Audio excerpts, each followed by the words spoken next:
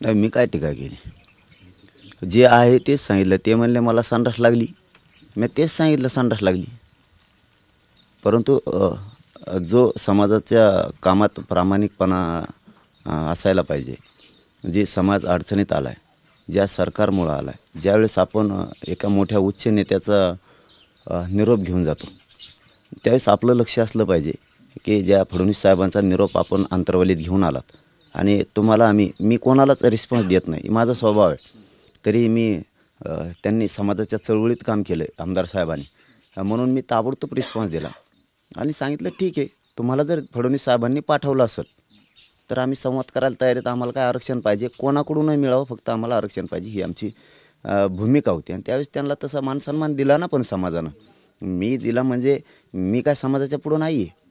म्हणजे 1 महिन्याचा वेळ दिला म्हणजे त्यांच्याच म्हणण्यावरती दिला. शंभूराजे साहेबांना बोलले तेच, राऊत आमदार साहेबच बोलले स्वतः, फडणवीस साहेबांना पण तेच बोलले.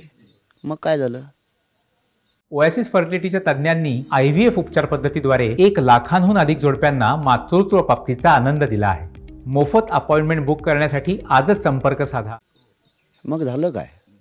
आम्ही जर तुम्हाला वेळ देतोय, आम्ही जर तुमच्या शब्दाचा मानसन्मान करतोय, तर समाज मोठा का पक्ष मोठा? मग जर समाजाच्या इथं पोरांच्या आत्महत्या होणार असल्या, जर तुम्ही सांगायला लागलात की आम्ही काम करतो, काय काम केलं? ECBCचं आरक्षण दिलं, पोराला प्रमाणपत्र निघत नाही, तुमच्या सरकारनं वेबसाईट बंद ठेवते, कशाला दिलं? आम्हाला उत्तरं द्या ना. उगाच तुम्ही पक्षाला आणि त्या नेत्याला नका बाप मानू. म्हणजे यांच्याबद्दलच नाही, मी सगळ्यांबद्दलच बोलतो आहे. ECBCत नाही आहेत पोरांचे, आज ग्राउंड झालेत, काय करायचं त्या पोरांनी? नोकऱ्या कशा करायच्या?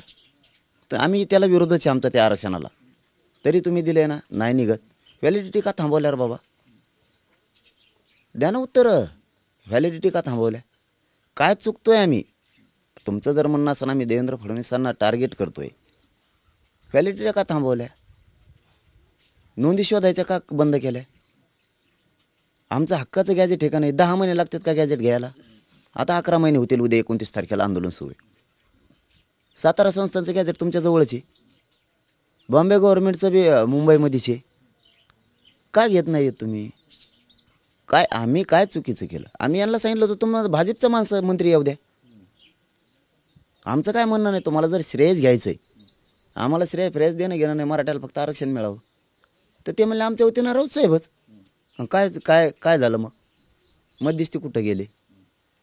मी शेवटी माझ्या समाजात अडचणीत आणला आहे. तुम्ही बैठका कशासाठी घेता हे एक आम्हाला कळा नाही. समाज अडचणीत आणायला घेताय का? नाव देताय तुम्ही सरकारचं, नाव देताय तुम्ही मराठा आरक्षणाचं आणि विरोधकांचं, हे 3 नावं देताय या मराठा आरक्षणावर चर्चेला. अरे त्या आरक्षणावर चर्चा करताय का बाहेर आलेला OBCचा प्रत्येक नेता आमच्यावरच चढवतोय डायरेक्ट? म्हणजे काय कोणची ताकद देताय तुम्ही त्यांना?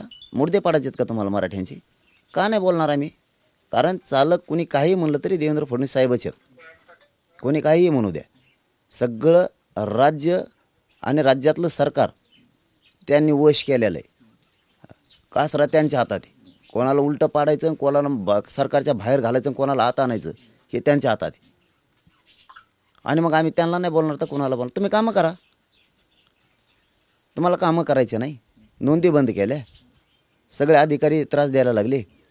राऊत साहेबच होते त्या दिवशी. यासाठी कशाला मागं ठेवली? निवडणूक झाल्यावर मला जेलमध्ये टाकायला. रात्रीची माहिती आहे ती मला.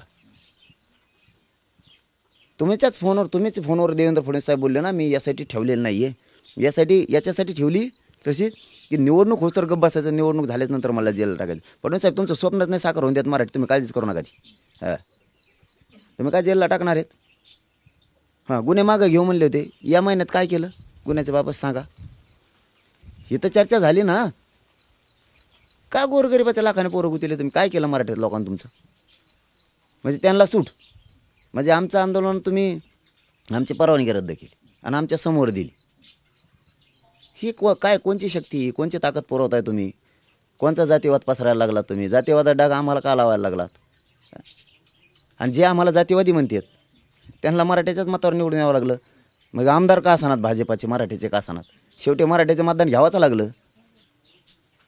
म्हणजे आम्हाला कशावरून जातीवादी ठरवताय तुम्ही? मी माझ्या समाजाच्या बाजूने मला वाटतं समाजाचं मोठं व्हावं. आज पुन्हा सांगतो मी, देवेंद्र फडणवीसांना बोलायचं बंद करतो आम्ही. द्या ठरलेलं. आंतरवालीपासून तिथून मिरवणूक काढतो आम्ही. त्या प्रवीण दरेकरला बी सांगतो, इथून मिरवणूक काढतो आम्ही आंतरवाली देते.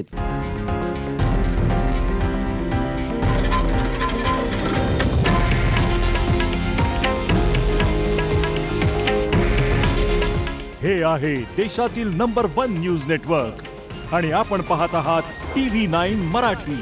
काळजी तुमची, हित महाराष्ट्राचं.